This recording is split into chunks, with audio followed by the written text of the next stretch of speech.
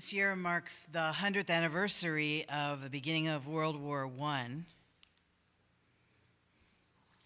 And so I thought it would be interesting to do some reading and talk to you about what I learned. Most of you know more than I do about it. So I'm going to tell you a bunch of stuff you already know. One of the things that was happening in the early 1900s in Europe was that life was getting better for people. Electricity was becoming more widespread. More people had access to automobiles. More people were mobile than they had been before. And the kinds of things that were happening led people to think about changing their position in society, changing the jobs that they were to do. We're really used to that right now, but back then, the way things were, the classes of people and who was in charge, all of those seemed very written in stone. And yet people began having more different kinds of experiences and having thoughts about, maybe I don't have to be a footman or a housemaid. Maybe I can learn a trade and go be a shop girl or work somewhere else. And there was one Russian peasant who was able to travel to St. Petersburg from the countryside. He wanted to lay eyes on the Tsar. That's what he wanted to do. Tsar Nicholas was in power, and he took the train and went to see the Tsar. And he said he did manage to see the man. And he said it was the most soul-shaking experience because the Tsar in his imagination was all wise and powerful and calm and strong with the strength of Russia and glorious with the glory of Russia. He said, and what I saw was an ordinary little fellow on ordinary legs. It changed everything for him. Most of us remember the moment that we realized that nobody smarter than us was in charge.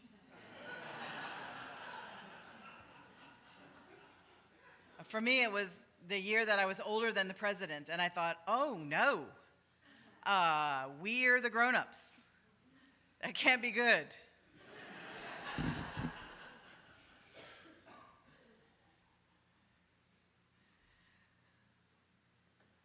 I think it's part of the appeal of conspiracy theories for some people because at least if there's a big conspiracy that somebody's in charge and somebody has a plan and they're making it work. Even if they're evil, at least they're in charge.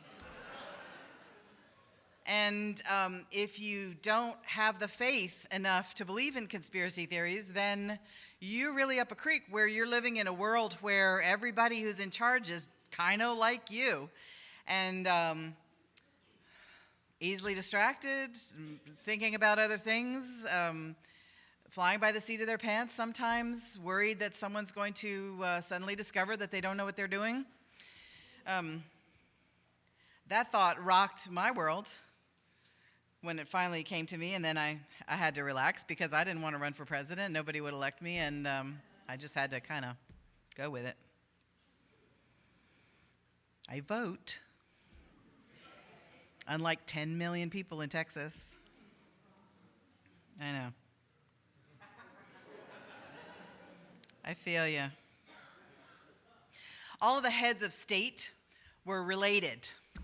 They were all somehow grandchildren or cousins, nieces and nephews of Queen Victoria. And she was still in power in England. Wilhelm, who was the Kaiser of Germany, was her grandson, and he used to visit her on the Isle of Wight in the summertime, some of the happiest memories of his life. He always dreamed of, I don't know why this amuses me so much, he always dreamed of having a navy like his grandmother's. I think that cannot be said of too many young men. But he had been born in a difficult birth, and they'd used forceps to pull him out, and his shoulder had gotten wrenched. His left arm came out of the socket, and they didn't put it back right. And so he had a withered left arm in a family that valued strength and that valued physical perfection. In a culture, the German culture was a warrior culture, valued physical strength and perfection. And here he was in charge, but he had this left arm that didn't work. And he'd had this childhood full of tutors who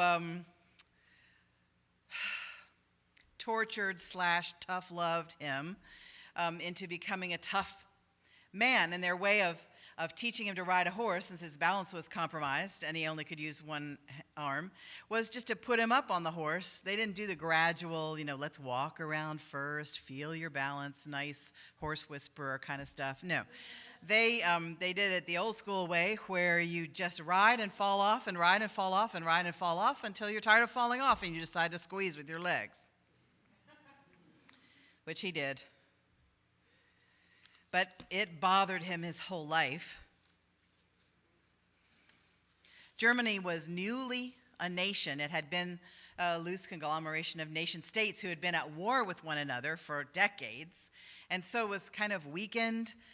They had to pull themselves together in a nation, and they had to kind of make up their culture, which a lot of people do.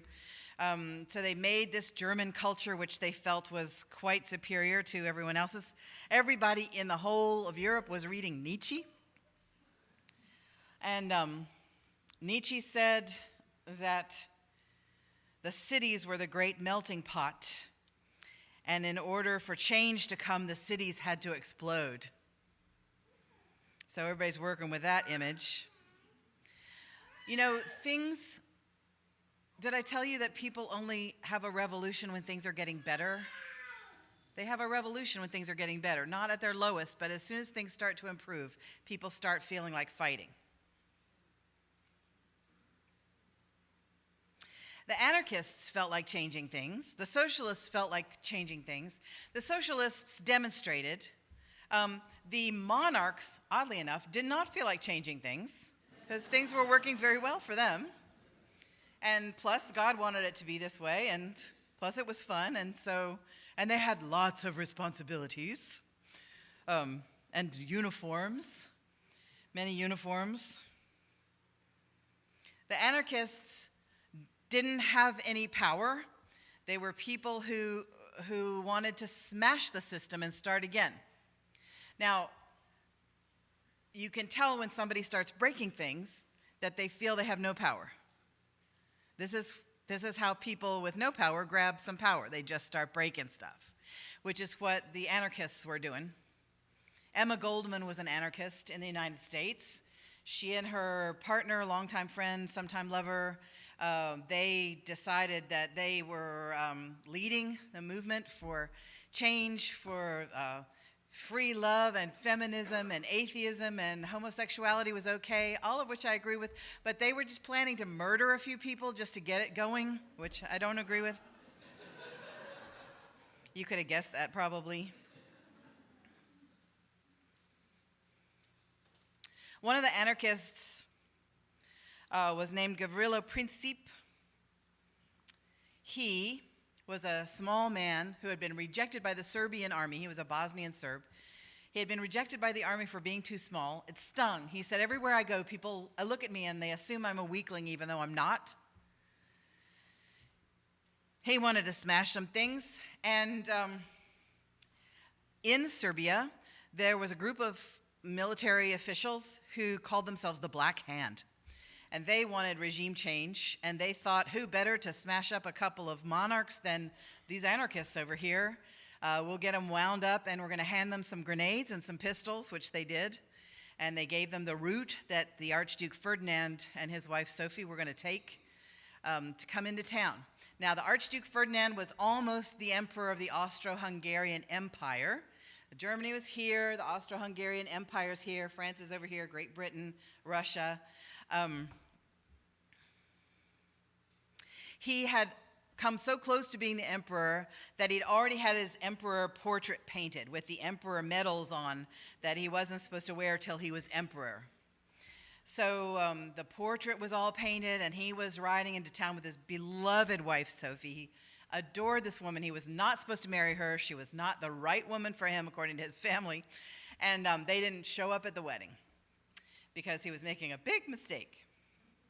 But he wrote, "By far the cleverest thing I ever did in my life was to marry my Soph. She is everything for me, my wife, my doctor, my advisor, in a word, my whole happiness. And our children, they are my whole pride and joy.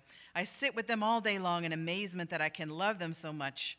And then the evenings at home, when I smoke my cigar and read my papers, Sophie knits and the children tumble about, knocking everything off the tables. It's all so cozy and precious." He also liked to shoot stuff. He, perhaps that was what gave him some peace at home. He had all these heads hanging out. Maybe the children would have been more obedient if they'd extrapolated. I don't know. They say he shot 300,000 things in his life. I know.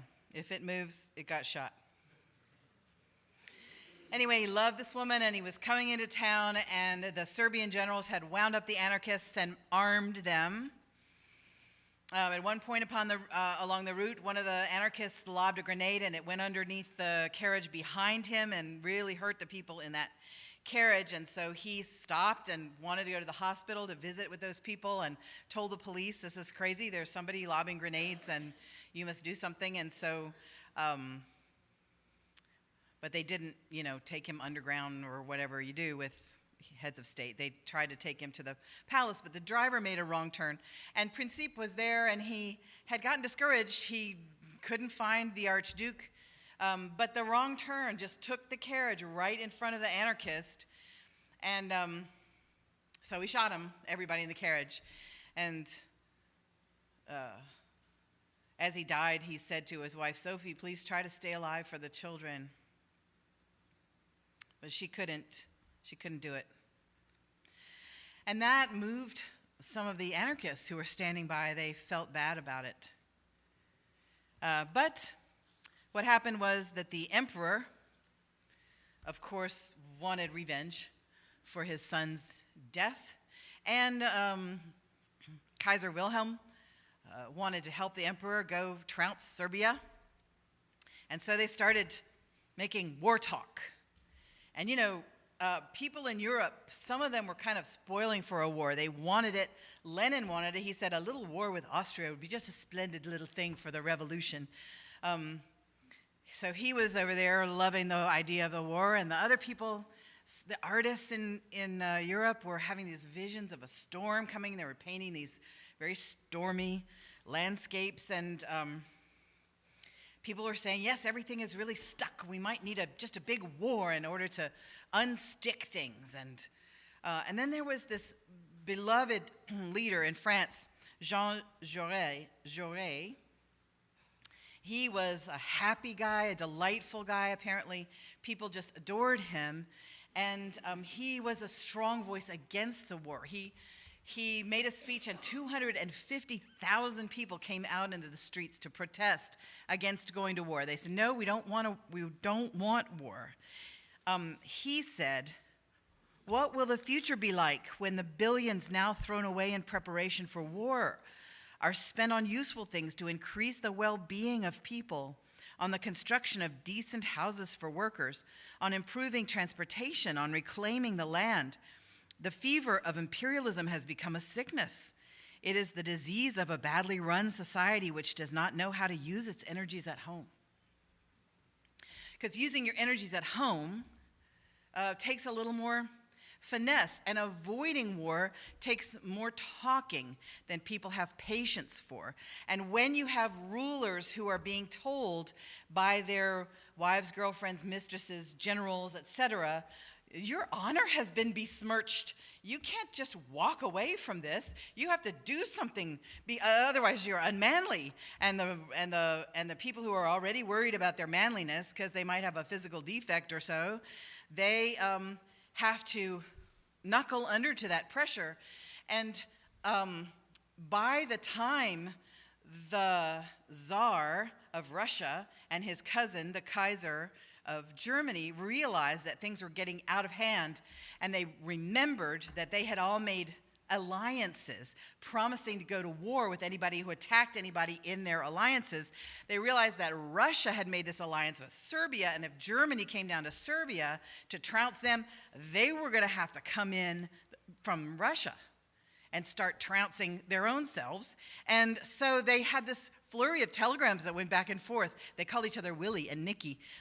Dear Nikki, about this war, I will try to keep my armies from doing too much stuff. And I'm, paraphrasing. And dear Willie from Russia comes, I will also try to keep my armies from doing too much stuff, but we have this alliance, and if you do more stuff, we're going to have to do, but I really don't want to. And our grandmother's going to come in on the side of France. We're going to be having a huge war that involves everybody. This kind of dawned on them, but they did not have the will or the backbone to stand up against all those people that were saying, aren't you going to do something? You have your honor to defend. It's unmanly not to do something. What are you, weak? What are you wanting to do? Diplomacy? That's for sissies. That's just yap, yap, yap. Talk, talk, talk. We need to bomb somebody. We need guns. We need to bring out the boom, boom, boom, because, otherwise somebody would think we're weak. I'm glad that doesn't happen anymore.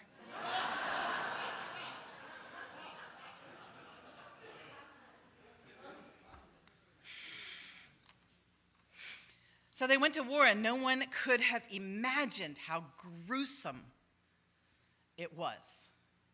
No one could fathom what weapons they were going to use against each other. They thought, the Russian lads are so honorable and so dashing and brave, and their courage will carry them through. And the lads apparently believed that, and their commanders apparently believed that, because a lot of the lads got sent into war with no rifles. And the Irish battalions came in. They were like, there's nothing like a little Irish drubbing that'll make those Germans go back to their houses. We'll have this thing over with in a few weeks. Kaiser Wilhelm was posturing. He said, we'll be in Paris for lunch and St. Petersburg for dinner. Don't worry about it. We have a plan.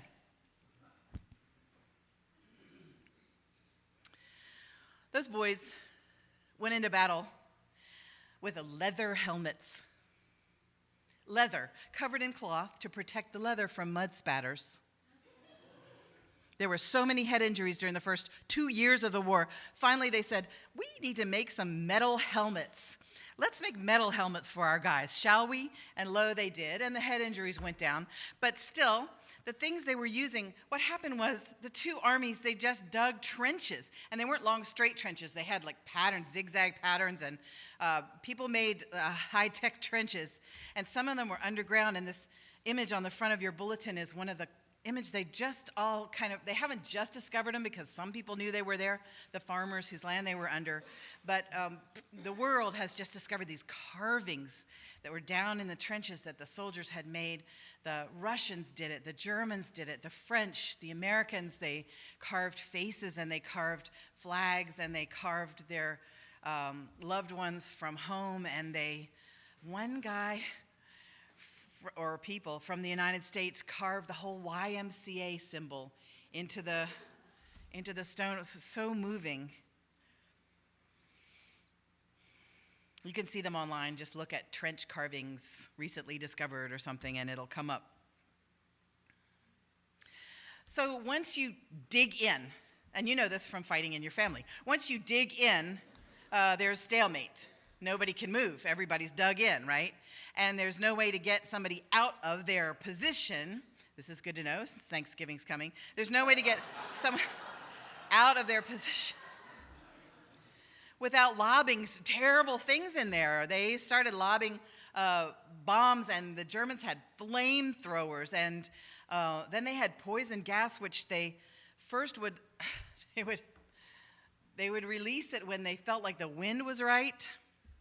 So they would release the poison gas and hope the wind took it over to the other trenches. But the downside of that is that the wind took a little shift or something, then you'd poison your own guys.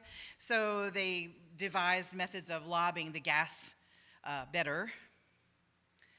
So this was the first war where poison gas, at least that's what they say. I'm sure one of you knows of a war before that, so you'll tell me in the line as we go out.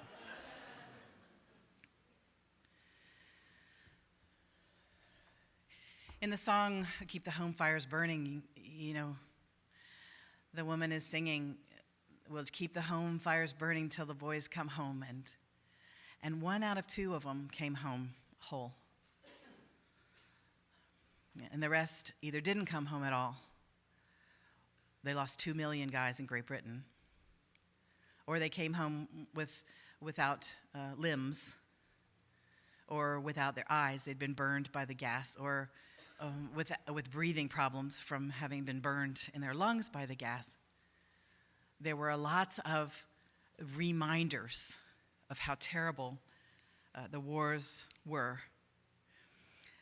When you're a little kid and you're dreaming of being a war hero, usually you think of, I'm going to die for my country. You think of a nice, clean, bullet through the heart, or you're going to be run through with a sword or something. You don't think about having the rest of your life to adjust to your new reality of being, having no face or no leg or no arm.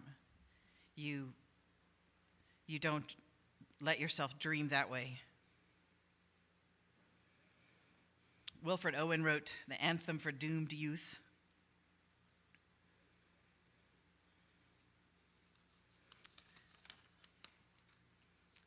I don't have time to read it to you right now. I'm going to read you another poem, though.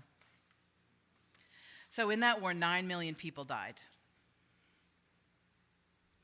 For many guys and young women, I guess, the war was the best time in their lives. They had camaraderie, they had a purpose, they were bonded, they had friendship, they had a reason for being.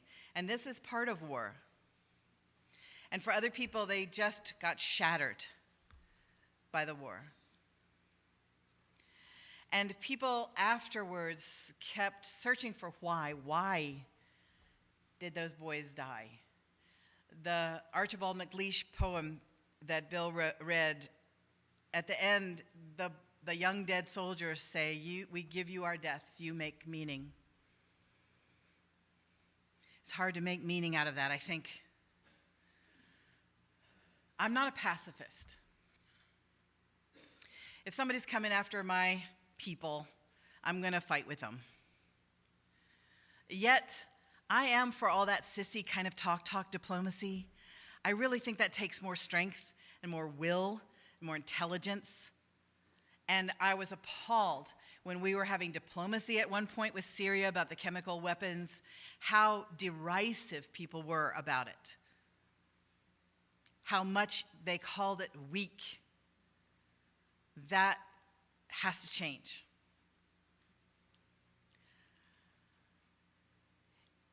There are deaths that are meaningful, and there are deaths that were for no purpose strategically.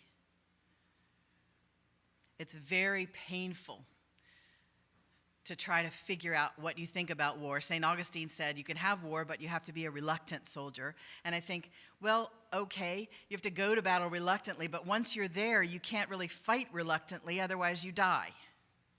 You have to commit to it full force. I don't know anything about it.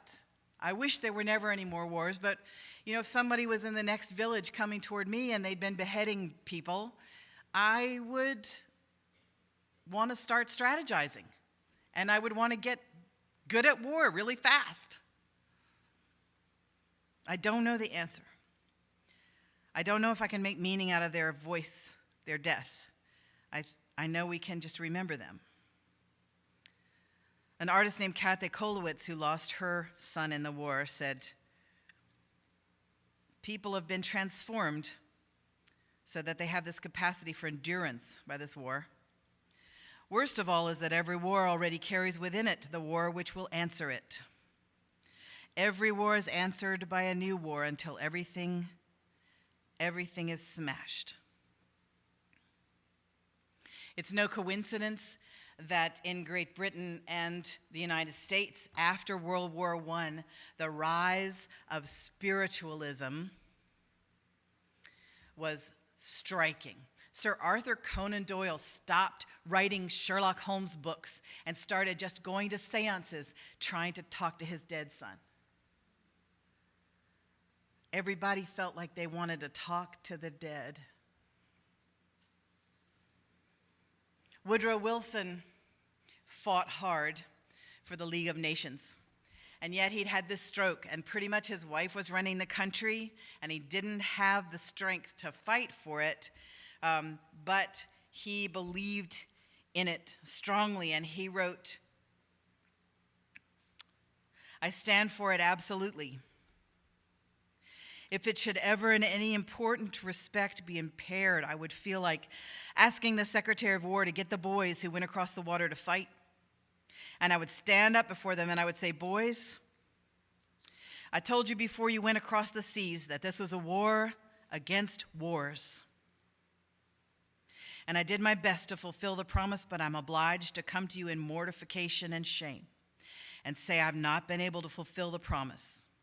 You are betrayed. You have fought for something you did not get.'"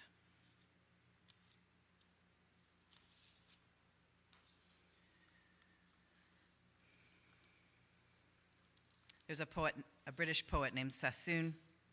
He wrote this long years after the war about remembering. "Does it matter losing your legs? For people will always be kind, and you need not show that you mind when others come in after hunting to gobble their muffins and eggs. Does it matter losing your sight?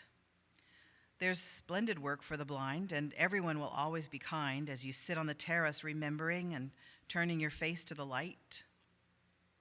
Do they matter, those dreams in the pit? You can drink and forget and be glad, and people won't say that you're mad, for they know that you fought for your country, and no one will worry a bit."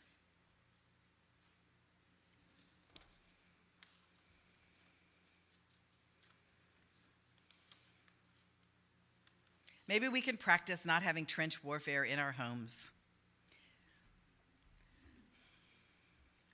That's all I know to do.